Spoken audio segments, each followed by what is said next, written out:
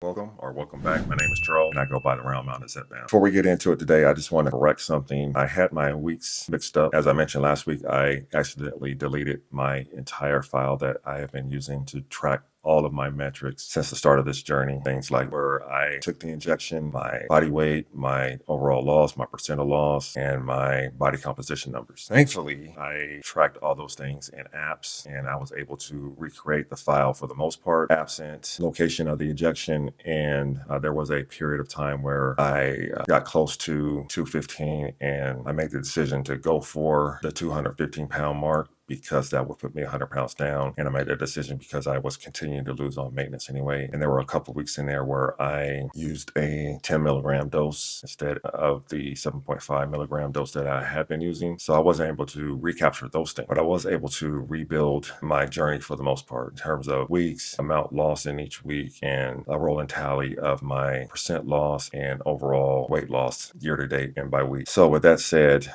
I think last week's video, I said I had just completed week 52, and that was actually the completion of week 53. And this video will be the completion of week 54. And this will also mark the completion of my 25th week on maintenance, if you want to call it that, because I've been trying to figure this thing out the entire 25 weeks. And I thought I had figured it out, and maybe I did. Time will tell. Let's get into it. I have a confession to make, and I feel bad about this, but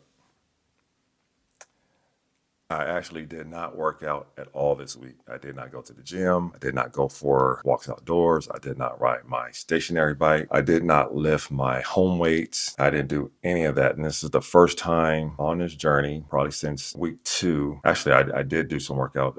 When I started, I was just doing walking outdoors and stationary bikes. So this would be the first week on this journey that I have not worked out. And there is a method to this absolute madness. So as mentioned last week, I weighed in at 204.8, and that put me out of range of my target goal. Now, if you've been with me for a while, you know that my target initially was 225 pounds. And as I was trying to figure out maintenance, I continued to lose weight. And after listening to other creators and other people documenting their journey about their weight goals, a lot of them were setting a 10-pound range in their weight goal instead of a hard range like I had. So I had set a hard goal of 225 and I continued to lose. And by the way, I am glad that I continue to lose, because I love the way that I look at my current weight way more than I did at the 225 weight. But anyway, so I set a goal. So I set a range goal of 205 to 210. So anything within that 10-pound range, I was comfortable with. And last week dropped me below, slightly below, but still below that range. So 204.8 put me below the 205 minimum. I was okay with that. I thought that I would be able to recover this week. However, when I woke up on Sunday, and Sunday is a normal gym day for me. Right now, my gym days are Sunday, Tuesdays, and Thursdays. So I woke up on Sunday morning. I believe that was the 19th. I was getting ready to go to the gym. I did my weigh-in Sunday morning, and my weight was 203.9. So I lost another 0.9 pounds, or let's just say a pound, from Friday to Sunday. At that point,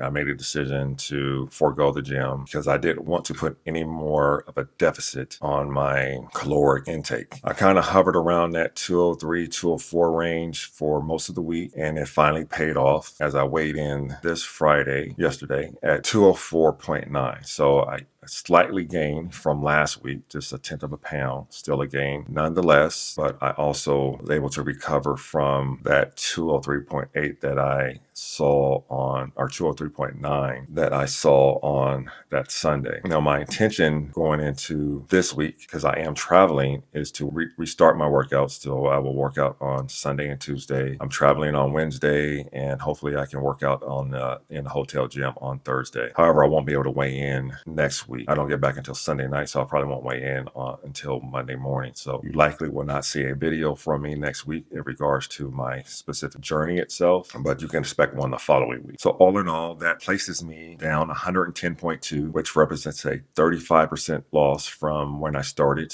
on January 12th of 2024. And if I go back further and compare that against my highest weight was measured in, I can't remember if it was 2014 or 2015. Regardless, it was 358 pounds. So I am now down 153.1 pounds from my highest weight.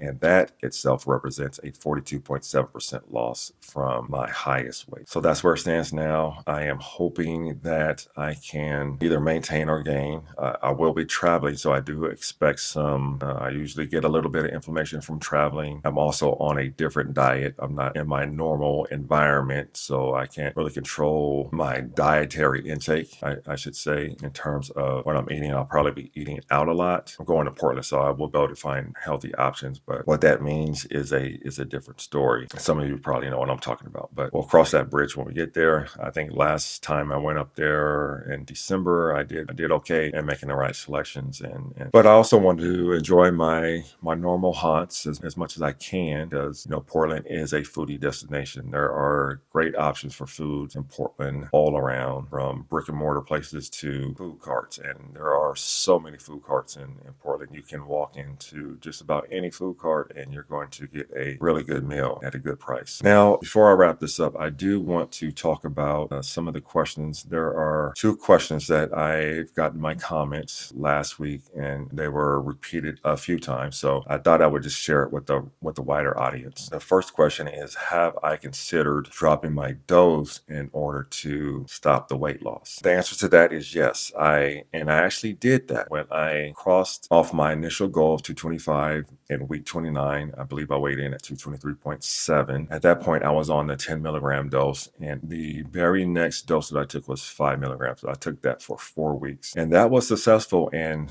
halting my weight loss. It was very successful. That was the first time that I experienced a gain on my journey. It was a little more than half a pound. I think that happened in the 4th week of going back on the 5 milligram dose. I think all in all, over that 4-week period, I still ended up losing a pound, but it was a change from what I had been experiencing on the journey up to that point. I was averaging a loss of over 3 pounds per week. The issue that I had on 5 is, while I did slow the weight loss, it allowed my food noise to return, and across that 4 weeks it got louder. That's the balancing act that I am dealing with on this journey. I need a dose that is not as strong, so it stops the weight loss, but it is also strong enough to silence the food noise. 5 milligrams worked on the weight loss, but it did not work on the food noise. So I went back up to the 7.5 dose, and that did successfully silence the food noise. However, it was also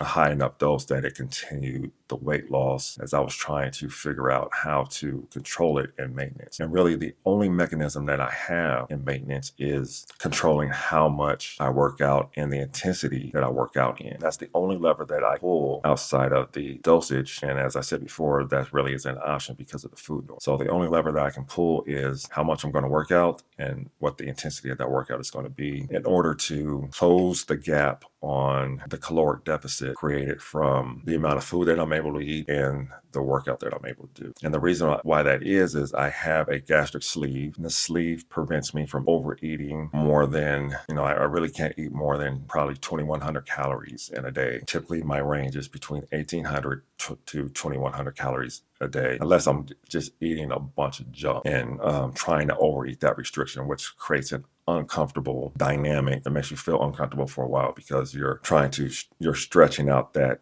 restriction. But on top of that restriction, there's also a restriction that the medication provides, because it creates a satiation feeling where you're not desiring to eat. You feel fuller for a longer amount of time. So eating more than that is a non-starter for me from jump. So the only mechanism that I have to control the caloric deficit is the workout component. At one point, I was working out 6 days a week. I dropped that down to 5. I dropped it down to 4. And right now I'm at 3 days a week. And within that 3 days a week, I have also, as of recently, I've changed the intensity. There's a points where I experimented with a higher intensity, but a lower time frame of workout. For instance, going from a treadmill walk at 3.8 miles per hour over an hour to a workout of 4 miles per hour for 30 minutes. So I'm trying little things like that in order to control this dynamic. So some of it's hit or miss, and I'm still experimenting with it, and I'll figure it out. Now, another question that's been asked multiple times is, have I considered changing my dosage to every other week? And yes, that is my ultimate goal. What I want to do is go back up to 10 milligrams and inject every other week. My thought behind that would be because the first week I would have the strength of the 10 milligram, but because of the 5-day half-life of the medication, in the second week it would be like almost like a 5 milligram dose. So I will have a week of high medication and then a week of low medication within that two-week window. And I'm thinking that will probably serve me better in the long run. The issue that I have right now is I am using a compounded terzepatide medication. And I'm doing that because I am an affiliate of a telehealth company, and I did not want to push a product that I was not using myself and that I had no experience in. And I wanted to make sure that the efficacy of that medication was on par with the branded medication if I was going to be telling others to sign up for these compounded medications with the affiliated company that I'm working with. I'm not a person that wants to push something that I'm not doing or don't have experience in myself. So I've been at least on the maintenance side of my journey, since I started maintenance, I've been using the compounded terzepatide medication. Now, there are a couple weeks within that period where I have gone back to the branded medication. When I'm traveling, for example, or when I was chasing that 100 pounds down mark, I bumped up to the 10 milligram dose and used the Zepbound pens for 2 weeks during that period. And the difficulty of doing an every other week injection on compounded terzepatide for me is the medication needs to be used within 28 days of popping